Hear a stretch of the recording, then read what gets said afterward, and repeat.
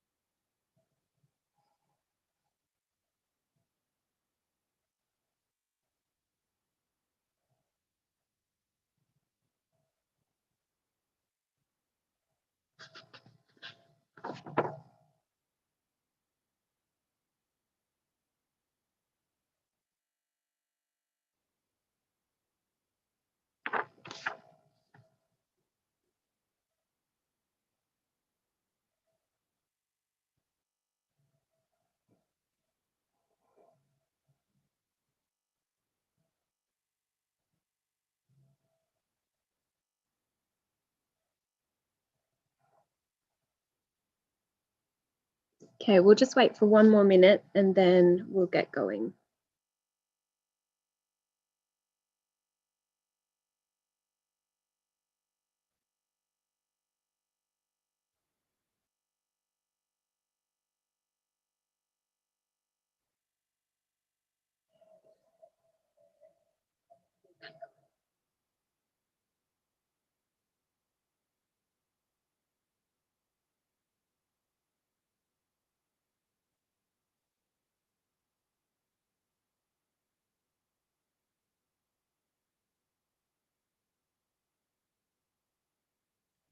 Okay, it's now 2 o'clock here in Stockholm. So let's get started. I see that somebody has already asked how long this webinar will take. We put aside an hour for it. We've got quite a lot of information to get through. We'll see if we need the full hour.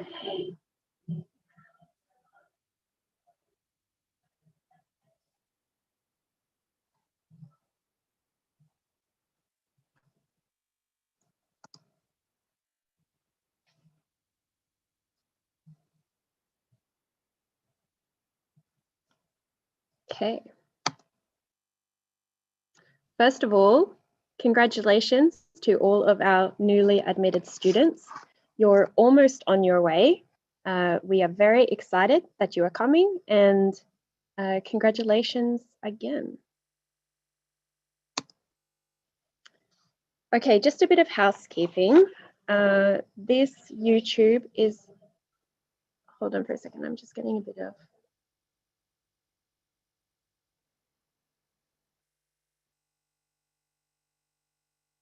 yes. Okay, so this webinar is getting recorded. It is going to be live on our YouTube, and it will also be available to see on our YouTube afterwards. I just have to quickly turn down the volume of my computer because I'm getting some feedback.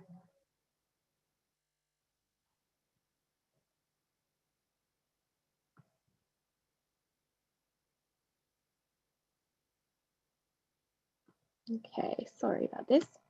Okay, let's get started. I just want to say that we've decided we're not going to have an active chat function for this webinar. And this is because we think a lot of the questions that are going to be answered will be very specific to the individual and not something that we're going to be able to answer ourselves from here. So what we ask you to do is to direct all of your questions to the universities that you've been admitted to, and they're going to be able to help you.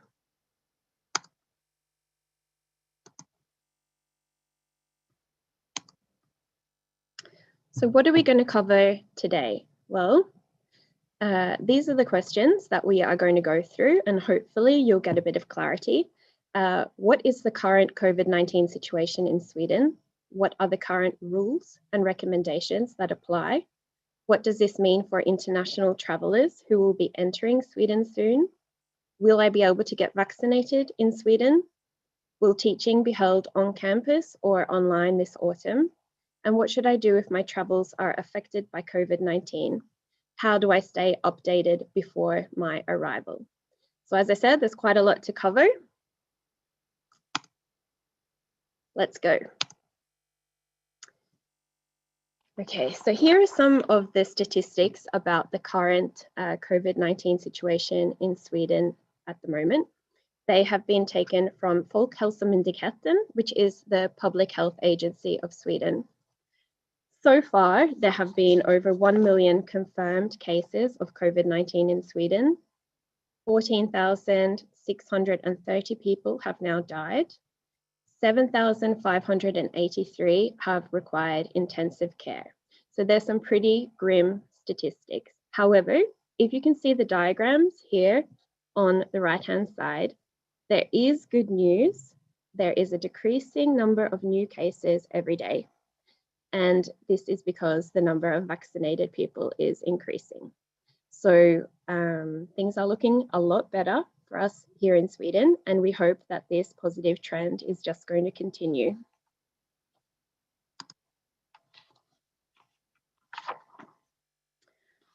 Over the last year and a half, you may have heard of Sweden in the news in regard to the approach that we have taken here about dealing with this pandemic. It has differed a lot from our neighboring countries. In fact, we are the only country in Europe who has avoided a lockdown up until now. However, that does not mean that nothing is being done to prevent the spread of COVID-19. In Sweden, everyone is expected to follow the national new rules and recommendations, which I am going to go through shortly. We are all responsible for doing our part, and our individual actions play an important role in stopping the spread of this virus. When you are here in Sweden as international students, you will also be expected to do the right thing and follow the same guidelines as the rest of us. It's therefore very important that you stay up to date with the rules, recommendations, and guidelines in Sweden, both before and after your arrival. And I will, of course, tell you how to do that. So just to start, this is a quote from the Public Health Agency of Sweden about personal responsibility. It says, "You are obligated to take precautionary measures to protect yourself and others from the spread of COVID-19. You should think about how you can avoid getting infected and how you can avoid infecting others. You should show consideration for your fellow human beings, and this is especially important in relation to vulnerable persons."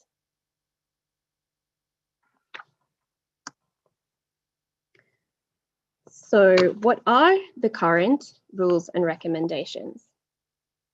They're set from the Public Health Agency of Sweden, and the regulations that apply at the moment entered into force on the 14th of December, and they shall remain valid until the 30th of September 2021. So that should be after the majority of you have arrived here in Sweden. So these are the basic precautionary measures, and I am sure they're the same in whatever country you are in at the moment. In order to avoid the spread of COVID-19, you should stay at home if you have any symptoms of COVID-19, no matter how minimal. You should wash your hands frequently and thoroughly and use hand sanitizer. You should stay up to date with any specific recommendations issued by the Public Health Agency of Sweden and the regional medical officer.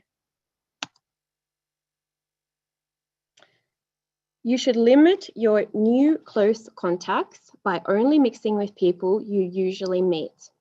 For example, this can include people you live together with or a small number of people from outside of your household. If you meet people other than those in your small circle, you should avoid being in close proximity to one another, especially in confined spaces for extended periods of time. And you should also try and meet people outdoors as often as possible. I'd also like to add that here in Sweden, you're not required to wear a face mask, although many people choose to do so. If you would like to, you can purchase these face masks almost everywhere. Okay, so you should also maintain your distance from others and avoid crowded settings. You should avoid locations such as shops, shopping centres and public transport if they are crowded. You should also shop alone whenever possible.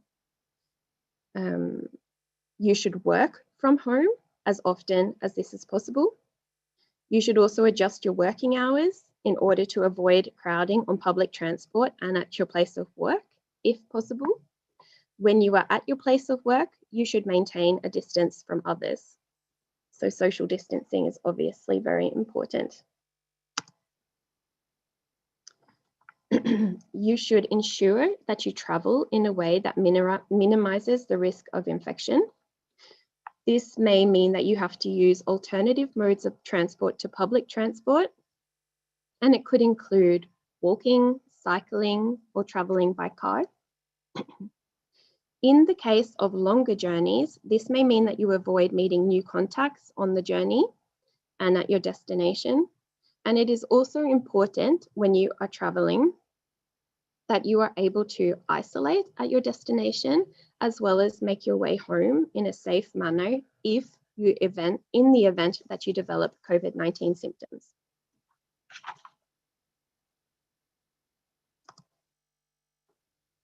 So here in Sweden, during this pandemic, gyms and sporting venues have mostly remained open, although they are at limited capacity. If you engage in sporting and leisure activities, you should maintain a distance from one another, avoid sharing equipment with each other, engage in the activity outdoors if possible, avoid communal changing rooms, travel separately to and from the activity, and engage in the activity in smaller groups.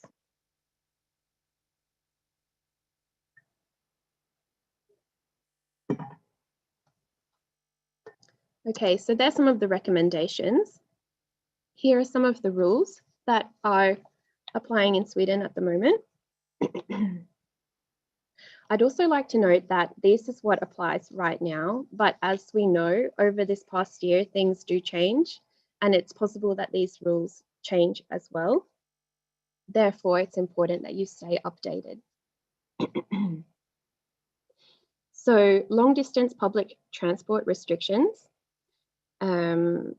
Buses and trains that have routes of over 15 kilometres long may seat no more than half of their seating capacity, and you're required to spread out while on public transport.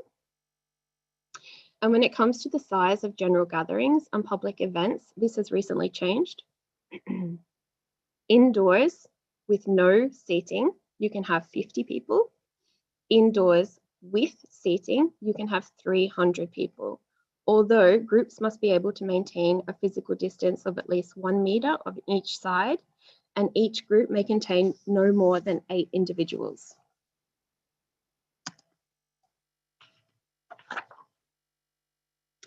So shops, gyms, and sports facilities must calculate the number of visitors so that each person has at least 10 square meters to themselves. And they must have clear signs indicating how many people are allowed to be in the premises at the same time. So, for example, some of the shops that I've been going to recently will have somebody who sits out the front of the shop and counts the number of people that are inside. And if they're at maximum capacity, then they say you have to wait. And then when somebody comes out, then I can go in. Venues serving food and drink are not able to serve alcohol after 10 p.m.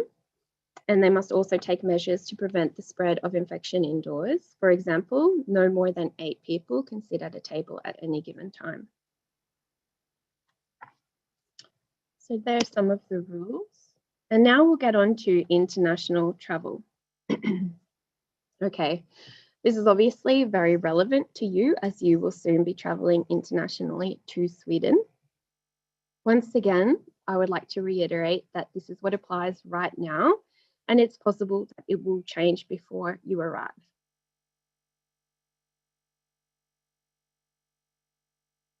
Okay. So this information comes from the Swedish polisen. I understand that it can be difficult to filter through all of the information to find out exactly what concerns you. I hope we've been able to simplify it for you because it is overwhelming and confusing. The important thing to remember is that it is your residency and not your citizenship that determines what rules you follow. So it's where you're living now. There is currently an entry ban on all non-essential travel from non-EU EEA countries, which includes the UK. However, individuals who are entering Sweden for the purpose of studying are exempt from this travel ban. All travellers from outside of the Nordic countries must present a negative COVID-19 test in order to enter Sweden. However, if you are a citizen or a resident of Sweden with a Swedish personal number, and if you hold a valid residence permit, then you are exempt from the entry ban. You are also exempt from the requirements to present a negative COVID-19 test.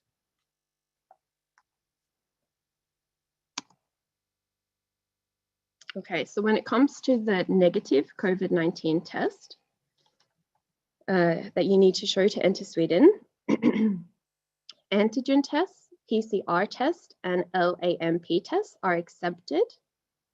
The following information must be present on the certificate in order for it to be valid. The name of the person who has been tested, when the test was performed, whether the test performed is an antigen, PCR, or LAMP test, the test result, and the issuer of the certificate. The information must also be clearly stated in Swedish, English, Norwegian, or Danish.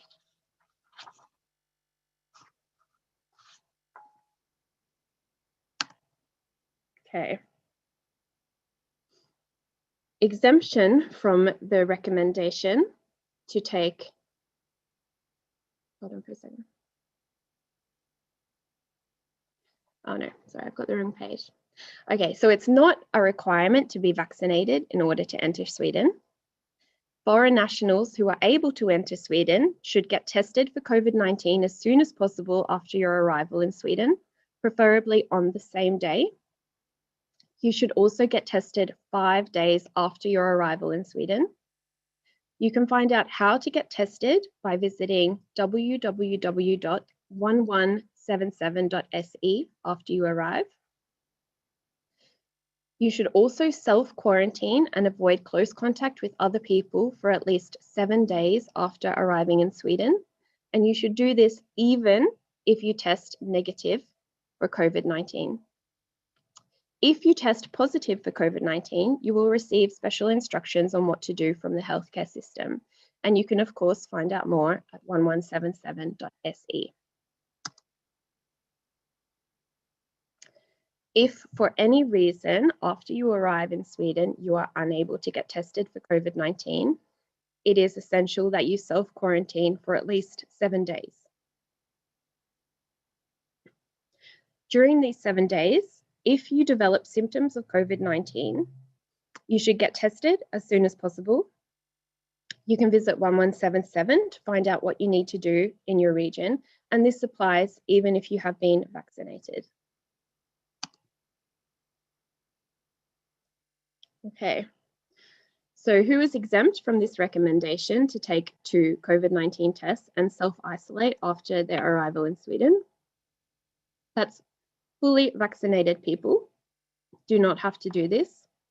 And to be considered fully vaccinated, you need to have had both doses of the vaccination and 2 weeks need to have passed since the second dose of the vaccination. Children who are under the age of 6 are exempted from the testing recommendation. However, they should still self-quarantine for a period of 7 days.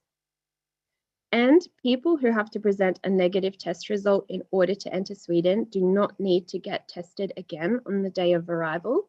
However, you should still self-quarantine for the period of 7 days and get tested on day 5.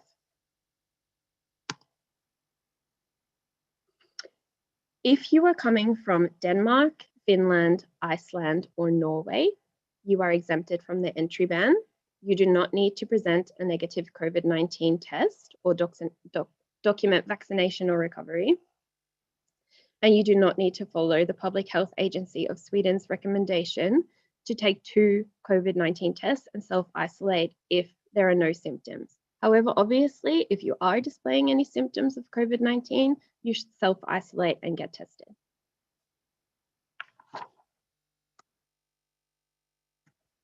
If you are coming from an EU or EEA country, apart from the Nordics or Andorra, Monaco, San Marino, Switzerland, or Vatican City, you need to show that you have been vaccinated or show a negative test result or show a certificate of recovery from COVID-19 in order to enter. However, you do not need to follow the Public Health Agency of Sweden's recommendation to take 2 COVID-19 tests and self-isolate for a period of 7 days after your arrival, as long as no symptoms are present.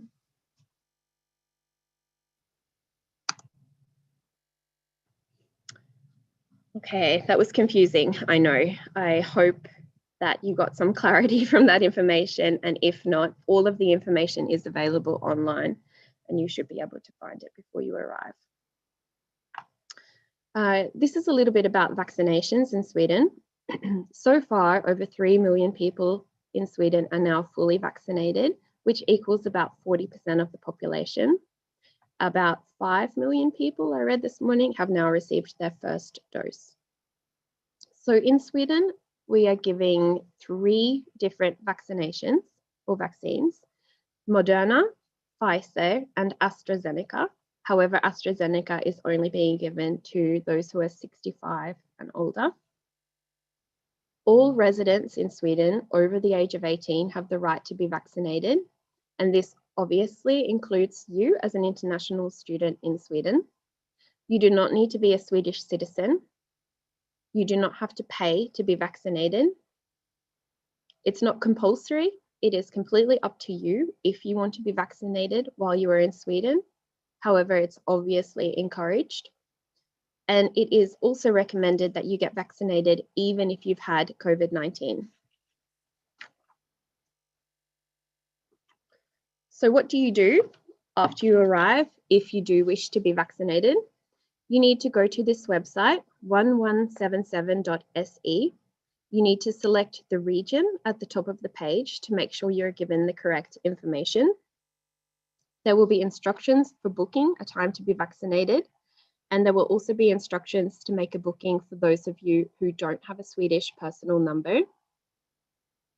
On 1177, you will also find current information about the vaccine against COVID-19 in Sweden, including information about how vaccines are being carried out, how you may feel afterwards, and general information about how the vaccine is produced and how it works. One thing to think of is if you have received the first dose of a vaccine that's not being given out in Sweden, then you will need to talk to a healthcare provider about your options for receiving a second dose to find out if it's even possible to do so when you're here. Okay. So I'm sure you have a lot of questions about what it's going to be like to study here in Sweden during the pandemic. It's obviously a very strange time to be starting a degree in a foreign country. And I'm sure you're extremely curious. So universities in Sweden are following the Public Health Agency's recommendations and rules to reduce the spread of COVID-19. This includes all employees who are able to to work from home. And for students, it means that a large part of their studies have been conducted online. So universities in Sweden are incredibly keen to get students back on campus and in the classroom and for everything to resume as normal. However, this is only going to be done once it's safe to do so. So what will this mean for you this autumn?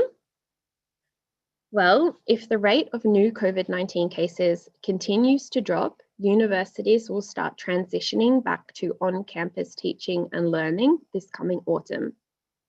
However, how this is done and the speed with which it's done is probably going to differ between universities, and it may even differ between programs at the one university.